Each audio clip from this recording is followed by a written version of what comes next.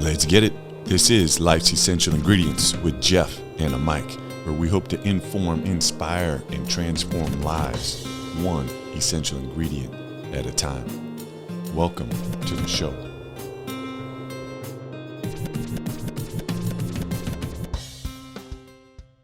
Listeners, here we go again. And every time I hear our intro, I just got to give a quick shout out to Wayne for hooking us up with that. So thank you for that, my brother. We are season 3, episode 18, Life's Essential Ingredients, coming today from Toronto, Canada. But before we get into our amazing guests, I do want to let people know about the show in case you're a first-time listener. It's actually part of a nonprofit called C4 Leaders. And we're the only nonprofit to utilize the pizza making process to create space for our companions to be seen, heard, and loved. We also write children's books, host this podcast, and use the most amazing handmade, hand-tossed sourdough pizza to bring out the best in each other. So check out pizzadays.org to support our important work. So again, our guest today, Nicky Billou, coming from Toronto, Canada, and first place where you can find him, a couple places, but the best one I think is his website, eCircleacademy.com. And then he also has a few podcasts, which we'll get into, but the Thought Leader Revolution.com. So about our guest, Nicky is a Christian immigrant from the Middle East and is an international best-selling author of 7 published books. Nicky is a host of 2 podcasts, The Thought Leader Revolution and The Sovereign Man. Nicky is also the founder of eCircle Academy, where he runs a year-long mastermind and educational program working with coaches, consultants, corporate trainers, clinic owners, realtors, mortgage brokers, and other service-based entrepreneurs, positioning them as authorities in their niche. Nicky has used his expertise in helping 11 men and women add 7 to 9 figures to their businesses and 70 plus men and women to add 100,000 to 500,000 to their business. Nicky loves helping entrepreneurs win big and loves helping people make the difference they were born to make. Nicky, thanks for sharing your many gifts, and thanks for being our guest on Life's Essential Ingredients. Welcome to the show. Let's go. Brother, thanks for having me here, man. I am so blessed, grateful, honored to be here. Looking forward to getting after it. All right. I love it. That's how we like to do it. And we always start each episode with a thought of the day, which is a quote that I picked after researching you. And this one is simple, but so deep. And I listened to you on another podcast, so I hope this one is going to resonate with you. And it's from Gandhi. The best way to find yourself is to lose yourself in the service of others. Why would I pick that for you? And does it resonate? Yeah, I think that's very true, man. You know, when I think about me and all the stuff that I'm dealing with, I'm not a very interesting person. But when I'm thinking about being of service to someone else, someone like yourself, and wanting to make a difference for you, then I'm a much more interesting person to be around. So I wholeheartedly agree with your choice. I love it. Yeah, we're 100%. And it's funny that you mentioned that, because I feel the exact same way. And I don't know if interesting is the right word or not, but I feel like I'm a very simple man, and probably not the most fun to be around, just kind of a simple guy.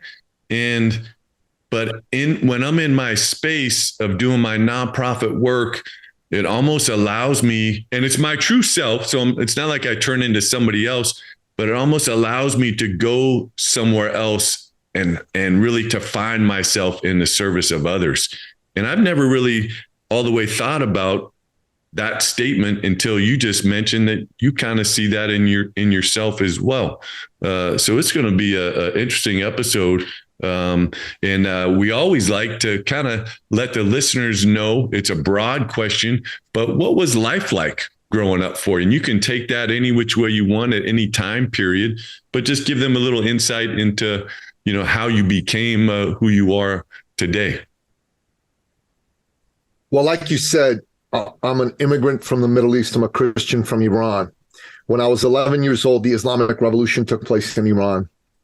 And, this was a seminal event in my life. I was 11. I had lots of friends. I loved my home. I thought everything would be fine. I didn't want to leave. But my late father, he could see the writing on the wall. This wasn't going to be a great place to raise this Christian family. So what Dad did is he buckled up, made a plan, and got us out of Iran. And we settled in Toronto, Ontario, Canada, eventually. And that's where I now live. And, thank God for my father and his foresight. He changed the legacy of our family's history. He took us from tyranny to freedom. And that is why I do what I do. I'm the biggest champion for freedom, free expression, and free enterprise the world has ever seen, because I lived in tyranny. And every man, every woman who's lived in tyranny and experiences a taste of freedom is the biggest champion for it. That's why those of us that are from countries that have experienced tyranny are so upset at what's going on in the West right now, where in my country of Canada, the Prime Minister decided that the truckers were people he wanted to crush, and he started to seize their bank accounts. And why your current president in the United States decided that his chief political opponent, whether you agree with him or not politically, is someone that belongs in a jail rather than face him at the ballot box. That's the kind of crap that happens in third world countries, and it should never be allowed here. I say this to the American people, whether you like Donald Trump, whether you hate Donald Trump, this should scare the crap out of you. You should not stand for it. You should say this should not be. Let the man run, beat him at the ballot box if you think your ideas are better. But do not arrest him and make crap up and make us the laughing stock of the world. America's been the greatest nation in the history of the world because it stood for freedom. Power has transferred peacefully from one leader to another. We've never had a situation like this where the last leader goes, I'm going to jail the previous guy so he never comes back and tries to take power away from me. Scares the crap out of me and should scare the crap out of you. And because of that, I became an entrepreneur, because freedom is the basis for free expression. And free expression is the basis for free enterprise. And free enterprise, my friend, is the most noble system of economics ever created. It's what allows all of us that have big dreams to go out there and make those dreams come true. And I stand for entrepreneurs. I want to see every entrepreneur become more successful, richer, become the best version of themselves. My late father was an entrepreneur. If he knew you when you were looking for work, he'd help you find a job. If he knew you when you were looking to start a business, he'd help you start a business. If he knew you and you were trying to buy a car, a house, an apartment, you didn't quite have enough money, he would top you up so you could buy that car, that house, that apartment. And Jeff, you might think to yourself, who does that, Nicky B? Well, the late, great Napoleon Billou, for one. Why would he do that? That seems like too good to be true. Well, he did that because he was a devout Christian. He believed he'd been blessed by God. It was his duty as a Christian to share those blessings with others. But he also did it because he could. He was rich. He was successful. I wanted to be like my dad. I wanted to be of service to other people. So I eventually got into entrepreneurship. I want to help other people. Like, my family was an entrepreneurial family. I get business. I come from a business family. But lots of people in business, they don't get it, especially early on. They don't get sales, marketing, customer service, systems, processes, exit strategies. I get all of this stuff. So that stuff gets people stuck and mired in the muck of being on a plateau in their business. And I come in and I help them undo all that so they can grow. And I especially help people who are good people, but the words sales and marketing scare them. They don't want to be seen as one of those pushy, crazy-ass people. They instead want to be seen as a good person. The problem is that they don't go after business they should be going after. And they don't get that business. That hurts them. But they also hurt that potential client because a good person doesn't help them. And instead, a charlatan marketer comes in, scoops up the business, not caring whether they deliver a thing. And the sum total of goodness in the world goes down. I did not like this. So I thought, I don't look at sales as being pushy. I look at sales as an act of service, as an act of love. So I show people how to reframe sales to service. Nobody wants to be sold. Jeff, you don't want to be sold. I don't want to be sold. But don't you love being served by a good human being? You love it. I love it. Just teaching people that doubled, quadrupled five-folded, ten-folded their business. Because my father always told me business is about people. It's not about money. It's not about numbers. You make a difference for your fellow man and woman, you will win. All business is solving problems for people for profit. Here it is, brother. Problems for people for profit. That is the purpose of business. You do that, you have the right to get rich. That's all there is to it, my friend. It's all there is to it. We do that. We go from tragic to magic. And that's it. Remember, the person you're dealing with is someone's father, someone's brother, someone's son, someone's husband, someone's mother, someone's daughter, someone's wife. Right. I love it, man. You said so much right there to try. And I love the passion and I love the influence that your dad has on your life, because I can just feel it. And I see you're a reflection, even though obviously I've never met him, but I just feel like you're such a strong reflection of the values of who he was as a human and how he took those values and used them for good in the service of other people. And then I love the piece of, and this is a weakness, I would say, of mine and even my nonprofit. I love the piece, and I wish I could be better in this space of trying to take in more money so then I can serve more people. See, I get it backwards in my mind as a nonprofit of let's take in less money thinking that we're doing good by serving others and making it more obtainable for them. But at the same time, if I could take in a little more money, I could serve more people. And so I'm excited to get some of your insight for that. And I definitely appreciate your thoughts and your viewpoint on freedom. And definitely our country, obviously, I've never lived through anything that you have lived through. And I love your perspective on that. And I think it's so healthy for people in the US to gain that from people who have lived that, because I feel like our country is just so divided. And I don't see it being so far away from, and I hope not, but getting to where we're having a civil war and we're fighting amongst ourselves. And I feel like we're so close to that.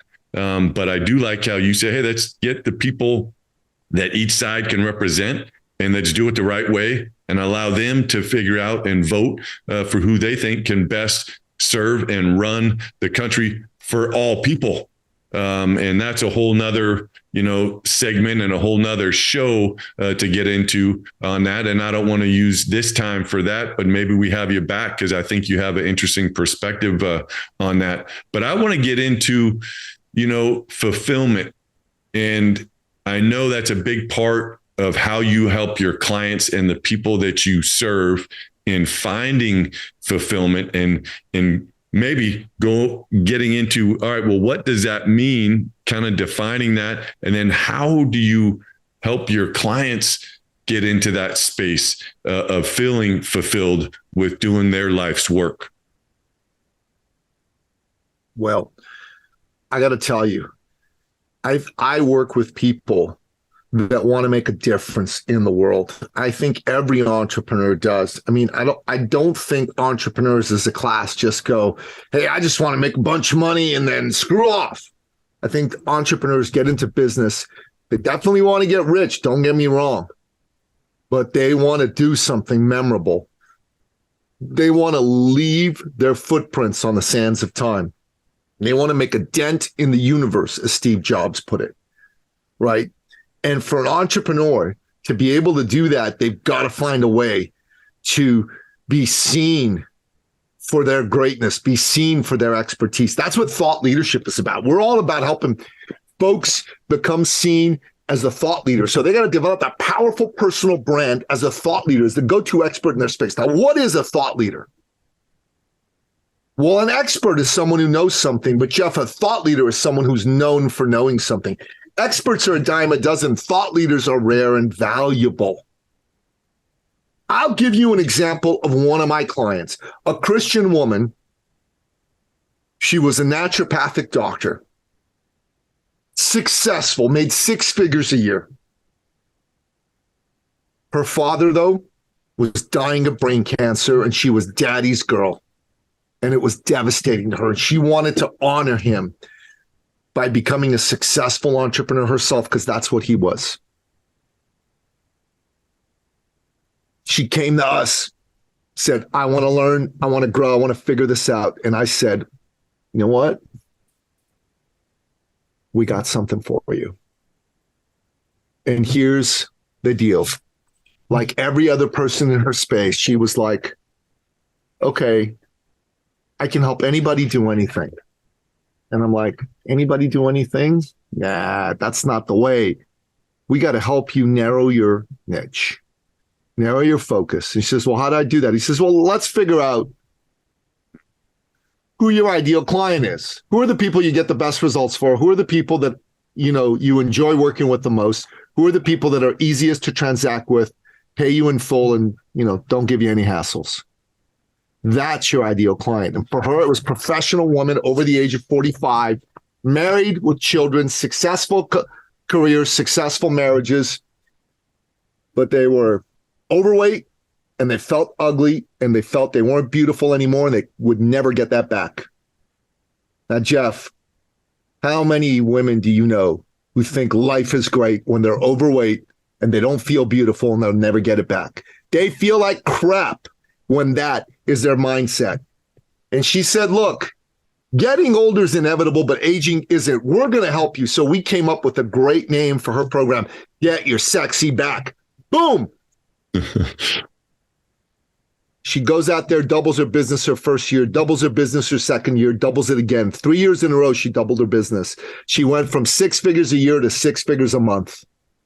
Brother, that's the power of thought leadership. That's the power of a desire to honor her father. That's the power of her desire to help women, to make a difference, and to figure out who her ideal client was. That's the power. I love it. I love it. And I love the title. Straight. How do you, not to get too deep into the process, but if I'm a listener, and listeners, we thank you for tuning in. We got 40 countries, about 600 cities of listeners. So thank you so much for following this show. But if I'm sitting there like, man, this sounds great. And obviously that's your expertise. You help your clients gain clarity on developing their niche. What would be a step or two that the listener can take that perhaps wants to become an entrepreneur, already is in that space, but just kind of not exactly navigating who is my target audience? And I know I struggle with that with our nonprofit. But what advice would you give them for just narrowing their focus and gaining the clarity that you just so well described? Well, take a look at the people you've already worked with. Who are the people that you've gotten good results for? Who are the people you've enjoyed working with? And who are the people that are easy to deal with, pay in full, pay on time, don't nickel and dime you? And see if those three groups of people intersect anywhere. That is how you do it, step one. Then, if you are serious about victory, serious about success, you go to Amazon and you buy this book by Nicky Billou. It's called The Thought Leader's Journey, A Fable of Life. This is for someone who is just starting a business. It's a story told in the form of a fable, but it's got every step you need. Those are the two things that I recommend you do. But here's what else you need to do. You need to make a decision. There are 4 qualities and characteristics of the successful. And by the way, nonprofits need to change their mindset, this poverty mindset. Nonprofit just means profit isn't your motive, but you need to be abundant. You need to bring in an abundance of money so you can help people. Otherwise, you're not doing anybody any good. God did not want you to be poor. This law, this vow of poverty crap, that's exactly what it is. It's crap. Jesus was a millionaire. Jesus was a millionaire. Yeah, I need that. Think about that. I'm fired up. Jesus was a millionaire. Yeah. Moses was a millionaire. Joshua was a millionaire. Think about that. Think about that. Think about that. Our God is an abundant God and wants everyone to be abundant. Every single one of us to be abundant. I hear you. And that's why I'm excited to have you on the show, because I need to get slapped around a little bit and take on, just so you don't get it twisted. I'm down here taking notes. When my head's down, I'm not on my phone. I got a notepad. I know, brother. I know. I take notes when I host people too. Oh, so yeah. I get it. Oh, yeah. So you must make a decision, decisive, and move forward toward victory and say, this shall be. Decide means to kill off the alternative. Comes from a Latin word, side. What are other words with side in it? Homicide, regicide, suicide, genocide, all about killing. Decide is killing off the alternative. Let me tell you a powerful story. Napoleon Hill wrote the biggest selling personal development book of all time, Think and Grow Rich. Sold over 170 million copies. When he was getting started in his career, he was a reporter at a newspaper, back when that was an honorable profession and not a bunch of flacks trying to sell a narrative. And his newspaper editor sent him to interview the then richest man in the world, Andrew Carnegie. And when he met Mr. Carnegie, they had an interview, and Mr. Carnegie at the end of it said, Mr. Hill, how would you like to spend the weekend at my estate? The great man was taken with the young man. Now, I don't know about you, but if the richest man in the world, Elon Musk, today came to me and said, Mr. Billou, how would you like to spend the weekend at my estate? My answer would be, heck yeah. Heck yeah.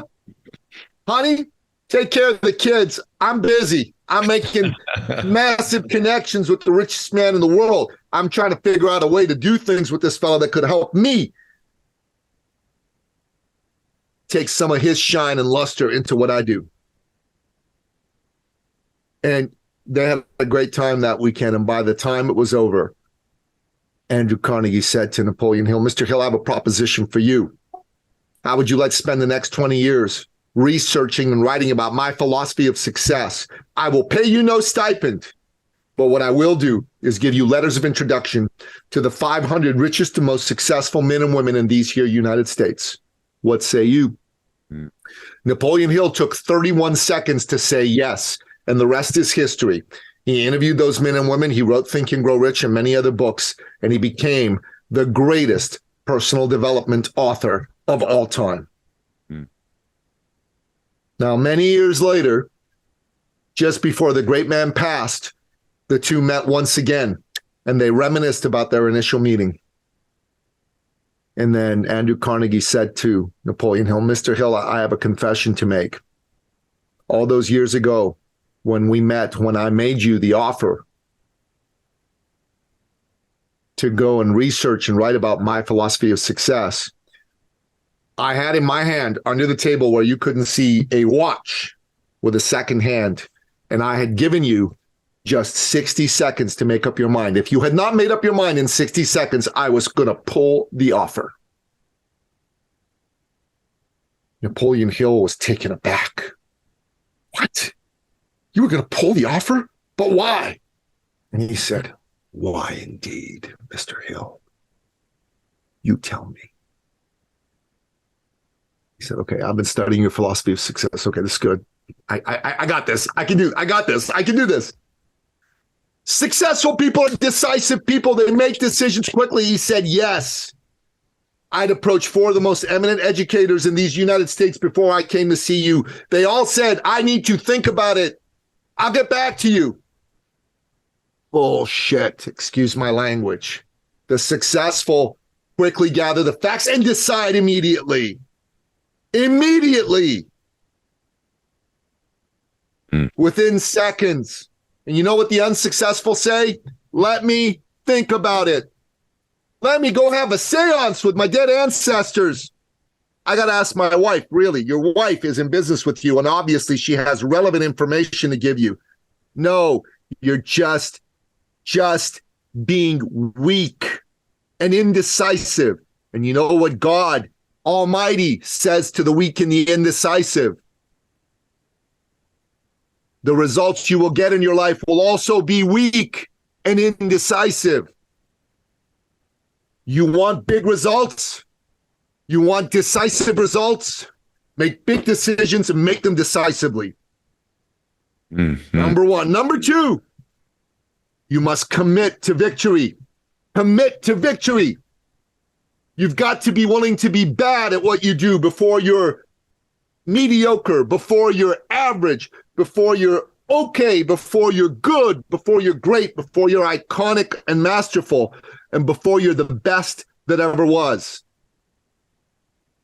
Right now, your nonprofit sucks in terms of bringing in money. Commit to making it the greatest nonprofit ever.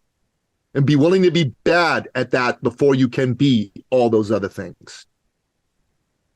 Third, you've got to be coachable and you've got to invest in yourself. One of my clients is Robin Sharma. Was Robin Sharma. We don't work together anymore, but we did for quite some time. I was one of the top fitness trainers in the world at one point.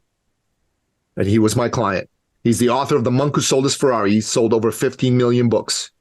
And he once said to me, Nicky, if you want to double your income in a given year, triple your investment in personal and professional development, you must hire the coaches. You must join the peer groups. You must attend the conferences, buy the courses and read the books and pay what they ask. Don't nickel and dime. Whenever I've listened to him and tripled my investment, I've tripled my results and then some. You're the most important asset in your world, in your life, in your business, in your nonprofit. And you are chinsing on investing in yourself? Are you kidding me? Invest. And fourth, you've got to be resourceful. The great Tony Robbins said, it doesn't matter how much resources you have. It matters how resourceful are you. I'll tell you a story from my personal life. Several years ago, my then wife, seemingly out of the blue, decided she didn't want to be married to me anymore. I was blindsided. Maybe I shouldn't have been, but I was. She kicked me to the curb. I slept on my mother's couch. I made no money because my life and my business, my world spiraled. I was depressed. A friend of mine took pity on me and bought me a ticket to a conference. I attended, and I saw this man deliver a talk, and it spoke to my soul. When he was done, I leapt out of my seat. I elbowed my way to the front of the stage, got ahead of everyone else, put out my hand and said, "Hi, my name is Nicky Billou, and let me tell you my story." And I told him my story. And at the end of my monologue, I said, "I think I need to hire you." And you know what he said to me? He said, "Okay, but you need to understand that my minimum fee is $5,000 for just 5 hours of my time. I get paid upfront, in full, in advance. I offer no guarantees and no refunds. Do you still want to hire me, son?" I'm like, "Whoa, I don't have any money like that." He said, "I'm going to give you some free coaching." I go, "Oh yeah, I love it. Free coaching. Give it to me, give it to me, give it to me." He said, "Okay, here it is. It doesn't matter how much money you have." I go, wait up, hold up. But you just said you want $5,000 from me. Of course it matters how much money I have." He goes, "No, I got 20 people lining up to work with me. I don't need your damn $5,000. And remember, that's my minimum fee. A lot of these guys are paying a lot more than that." I go, "Okay, but you need me. Without me, you're toast." He was right. He said, "Doesn't matter how much money you have. What matters is how bad do you want change, Nicky? You are a man who's been kicked to the curb by his wife. You're sleeping on your mother's couch. You're not making any money. You're not providing for your sons and your family. And you are depressed and embarrassed. How much longer do you want to put up with this state of affairs? A day? A week? A month? A year? A lifetime?" I'm like, whoa, no. I said, "Let's make an appointment in a couple of days. I'll come see you." I left that room with urgency, Jeff. And I made calls to people who had said neither yes nor no to me. I was a fitness trainer then. And there were two guys I managed to get a hold of.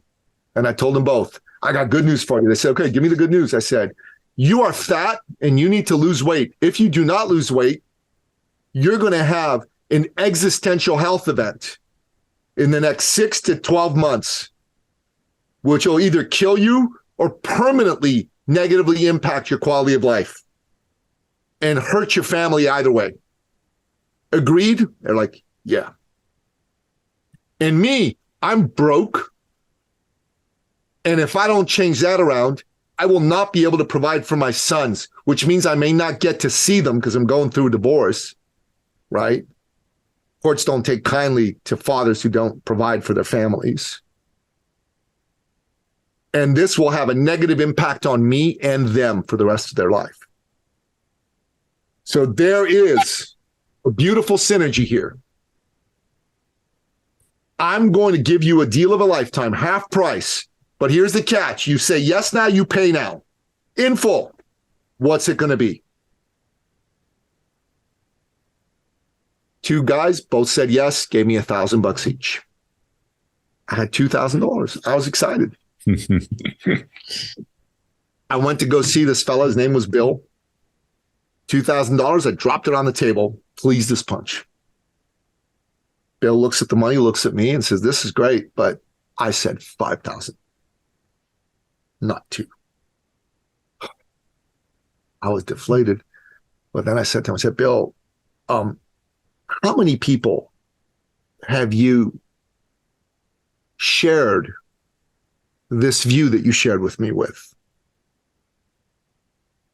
He said, well, over the years, I suppose 30 or 40. I go, wow, that's a lot. He goes, yeah. I said, besides me, who else made an appointment to come and see you and came back with any money? And he said, oh, well, that's easy. You're the first. I'm like, I'm the first? He goes, you are the first. I go, I'm the first. I said, so take my money. I'm going to sign a contract telling you I will pay the rest within 30 or 60 days, whatever the case may be. And he said, okay. So we did. And I signed a contract. So this wasn't a verbal handshake. And the rest is history. I paid him off early, okay? Made a point of paying him off early. He was very impressed with that.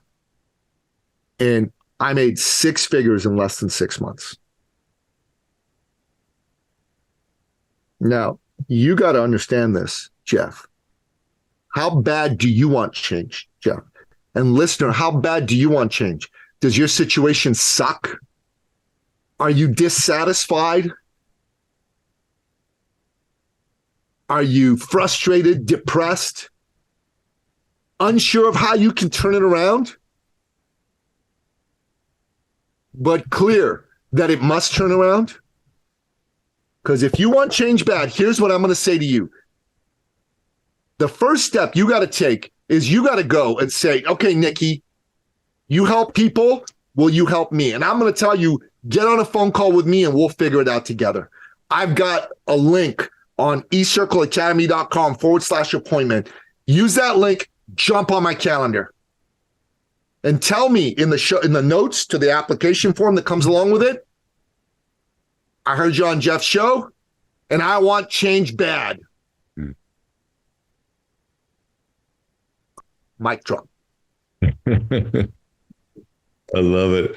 And that was the whole time and it's a great segue. You kind of already spoke to it. That's an incredible story. And obviously you had so much motivation, so many reasons of why you needed to take the bold actions that you did.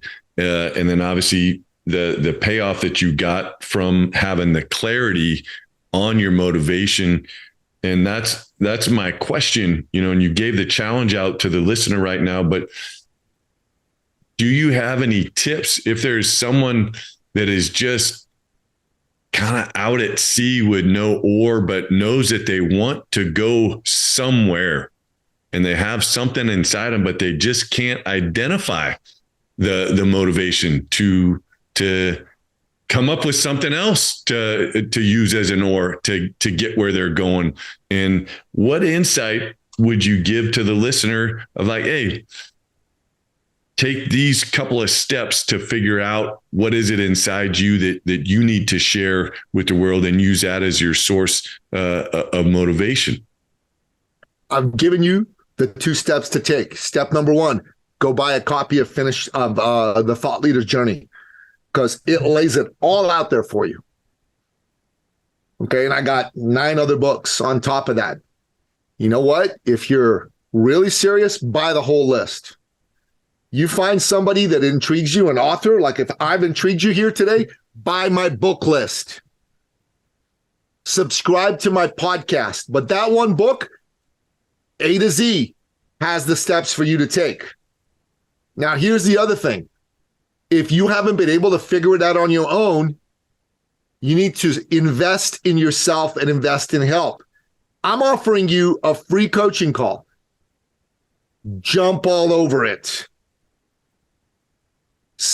Fortune favors the bold, the decisive, the action taker.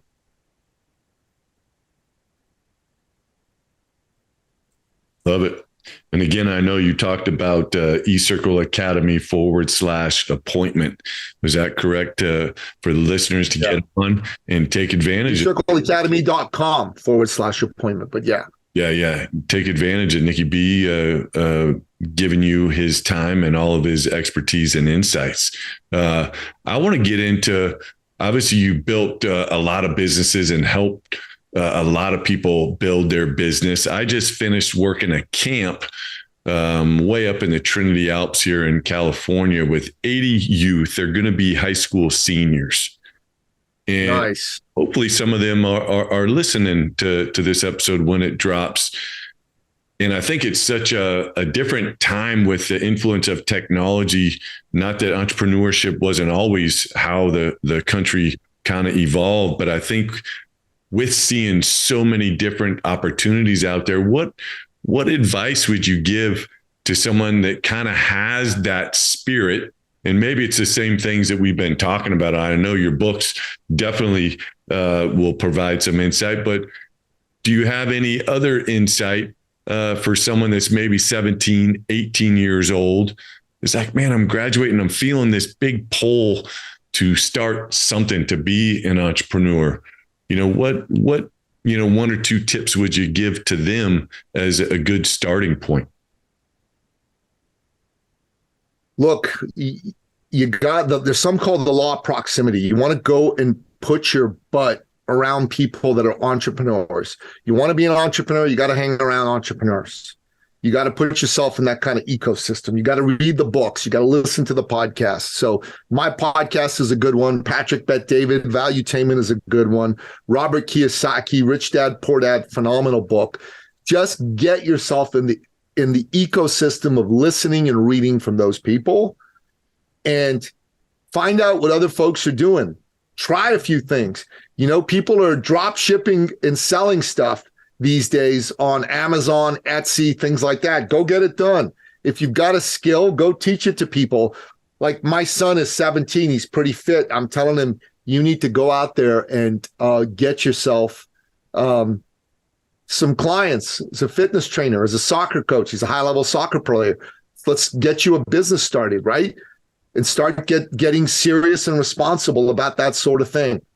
I would say that's the sort of thing you ought to start to do.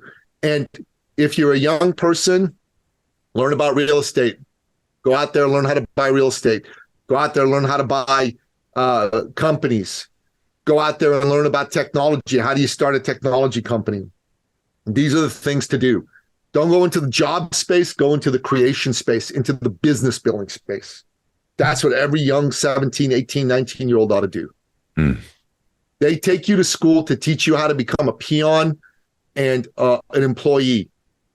And you need to self-educate yourself to become an emperor and a boss. I love that. I love creation space. And great tips, great advice. Say there is someone that's figuring that out, and take your son that's going to get into being a trainer, both, with just fitness training and then soccer training. What advice would you give him on getting clarity, like the one example that you gave before about I forget the title that you give, bringing sexy back or something. But how do you guide your clients on developing their messaging? And I know for me and my nonprofit, I'm struggling with trying to get in. Well, that's part of our secret sauce, right? Like we got to go through a whole process to help you get all that stuff figured out. You can go read the books and go into it more deeply, but those are the steps that I told you about. Figure out what problems people are dealing with, figure out which are the people that you enjoy working with, the people that you can get good results for. And then you look at that problem that they have, and you got to start thinking about how bad it hurts them and how you can solve it. Like the problem that a lot of my clients have who are kind of in your space, under $1 million a year, not enough money. That's a problem. Not enough cash is coming through the door. That's a real problem. So what do I tell you? I can help you double, triple, quadruple, tenfold your money. That's a good message. It's a good message, right? Like from my point of view, I bring that message to you. It's going to get you to go, wow, yeah, cool, okay. Then the next thing you got to ask yourself is, do I trust this guy? Is he for real? That's what thought leadership's all about, is to build you the credibility and the authority so people are going to go, yeah, he's for real. I want to work with him. Because if they don't think you're for real, they're not going to work with you. You with me? They're not going to work with you. And that's a problem, right? So that's what credibility building is all about. Mm-hmm. All right, I love it. We're going to shake it up, and I got two last points, and I appreciate you for being our guest. And we're usually this one I bring up before, but obviously you got a lot going on. You're a father, running multiple businesses, writing all kind of books, hosting 2 podcasts. So you have a lot going on, and the show is called Life's Essential Ingredients. And if you have a listener that's out there and be like, man, I'm just overwhelmed with my life. Obviously, you're doing things behind the scenes that put yourself in a position to be efficient, to have the energy that you need, to stay in the mindset and mind space that allows you to share your gift. What are a few of those essential ingredients that are like the daily things that you do, the best things that you do for yourself? Get up, work out, journal, read my Bible, read something positive in another book, and get into conversations with people. Like these types of podcast conversations energize me, and you need to have a daily energizing conversation with somebody, right? And make a difference for somebody. Don't just think about yourself, what you're going to get. Call somebody and find out how you can help them. You do that, you're in great shape.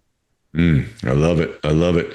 All right. Last little question here, and then I'll open it up to you if there's anything else you want to share. But we usually end the show with a great quote from John Alston that says, the only thing you take with you when you're gone is what you leave behind.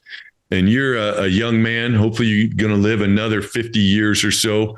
You've helped thousands of people achieve this success financially and personally, and in any other which way you want to measure that. But now you're on your deathbed. You're surrounded by your 2 boys and all the great grandkids and family, a few people that you've helped. You're getting ready to take your last breath. What is it you want to leave behind with the people that have been instrumental in your life? Honestly, at that stage, I just want to tell them I love them. That's it. Mm-hmm.